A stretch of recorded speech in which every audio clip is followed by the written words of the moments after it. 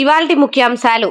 Singapore పర్యటనలో CM Chandrababu busy. సింగపూరి మంత్రి tan see long తో సీఎం చంద్రబాబు బృందం భేటీ.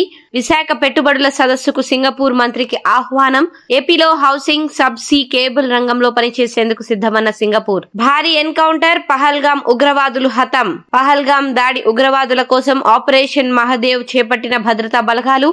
జమ్మూలోని దాచిగాంలో ముష్కరులు, భద్రతా బలగాల మధ్య ఎదురుకాల్పులు. 3 ఉగ్రవాదులు హతం. గాయాలతో పట్టుబడ్డ మరో 2 ఉగ్రవాదులు. రాష్ట్ర ప్రజలకు రేవంత్ రెడ్డి సర్కార్ గుడ్ న్యూస్. ఇందిరమ్మ ఇల్లు వచ్చిన డ్వాక్రా సంఘాల సభ్యులకు రుణ సదుపాయం ఇస్తామని ప్రకటన. డ్వాక్రా సంఘాల సభ్యులకు ఇందిరమ్మ ఇల్లు మంజూరైతే 1 లక్ష నుంచి 2 లక్షల వరకు రుణమిస్తామని వెల్లడి. నేటి నుండి హరిహర వీరమల్లు టికెట్ రేట్ల తగ్గింపు. సినిమాను మరింత మందికి చేరువ చేసేందుకు తాజా నిర్ణయమని చిత్ర బృందం వెల్లడి. సింగిల్ స్క్రీన్లలో బాల్కనీ టికెట్ రేటు 175 రూపాయలు, మల్టీప్లెక్స్ లలో 295 ఉంటుందని స్పష్టం. థియేటర్లలో అప్డేటెడ్ వర్షన్ ను తీసుకొచ్చినట్లు వివరణ.